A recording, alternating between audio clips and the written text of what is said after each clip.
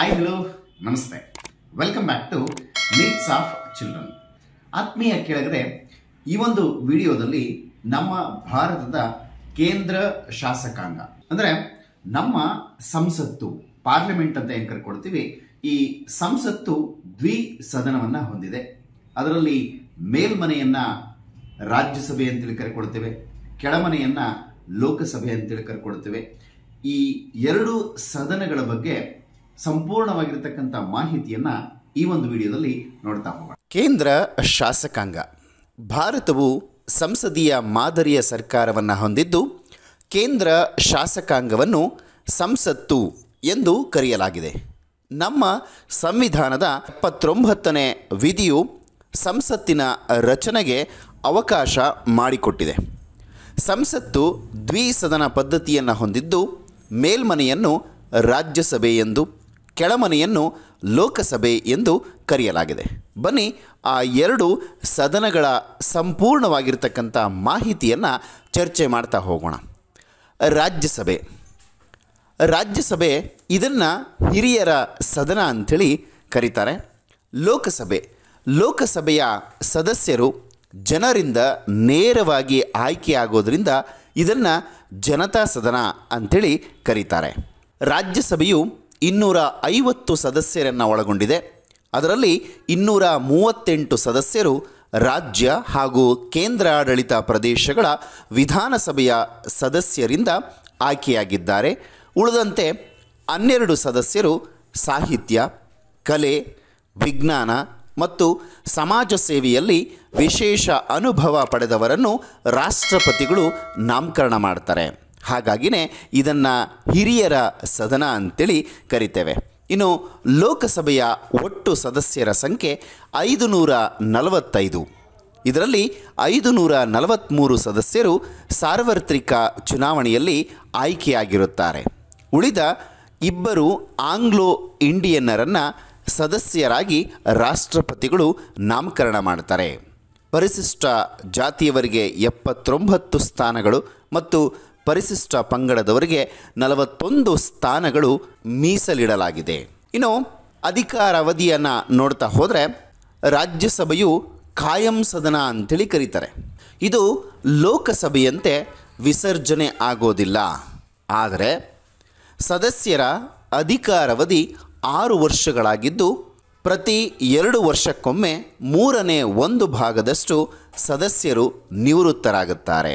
ಇನ್ನು ಲೋಕಸಭೆಯ ಅಧಿಕಾರಾವಧಿ 5 ವರ್ಷ. ಪ್ರತಿ 5 ವರ್ಷಕ್ಕೆ ಸಾರ್ವತ್ರಿಕ ಚುನಾವಣೆ ನಡೆಯುತ್ತೆ. ಆ ಚುನಾವಣೆಯಲ್ಲಿ ಯಾವ ಪಕ್ಷ ಬಹುಮತವನ್ನು ಪಡ್ಕೊಳ್ಳುತ್ತೋ ಆ ಪಕ್ಷಕ್ಕೆ ಸರ್ಕಾರವನ್ನು ರಚನೆ ಮಾಡಲಿಕ್ಕೆ ಅವಕಾಶ ಮಾಡಿಕೊಳ್ಳಲಾಗುತ್ತೆ.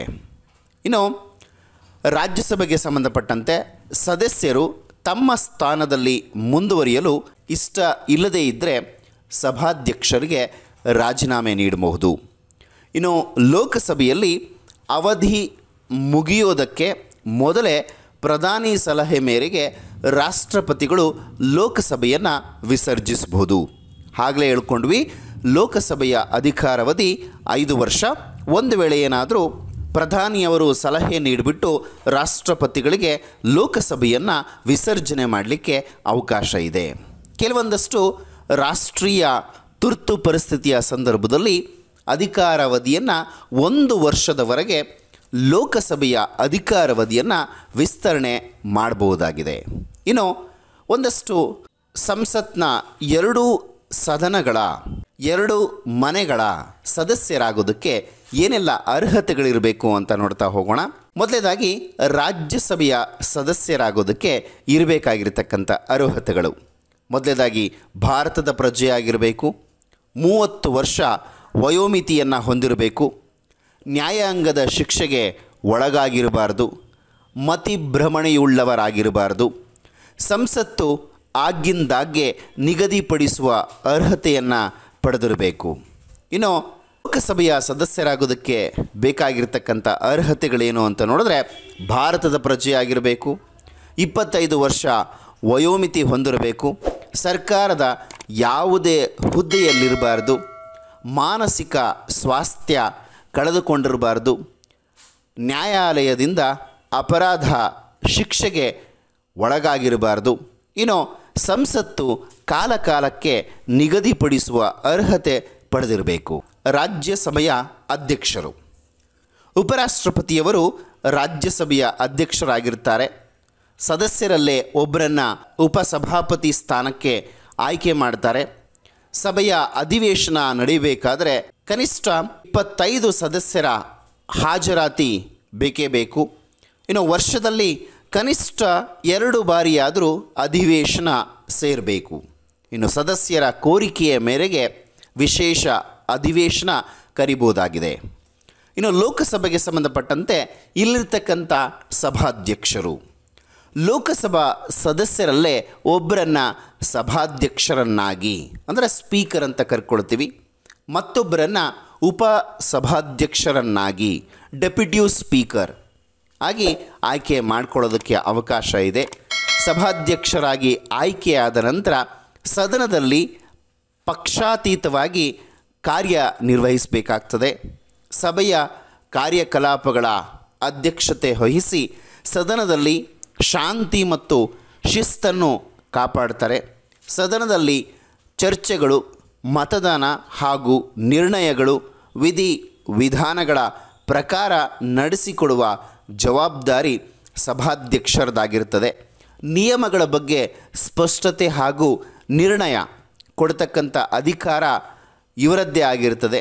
ಸದನದಲ್ಲಿ ಎಲ್ಲರೂ ಕೂಡ ಅಂದರೆ ಇನ್ಕ್ಲೂಡಿಂಗ್ ಪ್ರೈಮ್ ಮಿನಿಸ್ಟರ್, ಪ್ರಧಾನಮಂತ್ರಿಯವರನ್ನು ಒಳಗೊಂಡಂತೆ ಸಭಾಧ್ಯಕ್ಷರಿಗೆ ಗೌರವವನ್ನು ನೀಡೋದು ಶಿಷ್ಟಾಚಾರ ಆಗಿರುತ್ತೆ. ಮಸೂದೆಯ ಬಗ್ಗೆ ಸಮಪ್ರಮಾಣದ ಮತಗಳು ಬಿದ್ದಾಗ ನಿರ್ಣಾಯಕ ಮತ ಚಲಾಯಿಸ್ತಾರೆ. ಸಭಾಧ್ಯಕ್ಷರ ಅನುಪಸ್ಥಿತಿಯಲ್ಲಿ ಉಪಾಧ್ಯಕ್ಷರು ಅಥವಾ ಉಪಸಭಾಪತಿಗಳು ಕಾರ್ಯಕಲಾಪವನ್ನು ನಿರ್ವಹಿಸ್ತಾರೆ. ಇದಾಗಿತ್ತು ಈ ಹೊತ್ತಿನ ಮಾಹಿತಿ.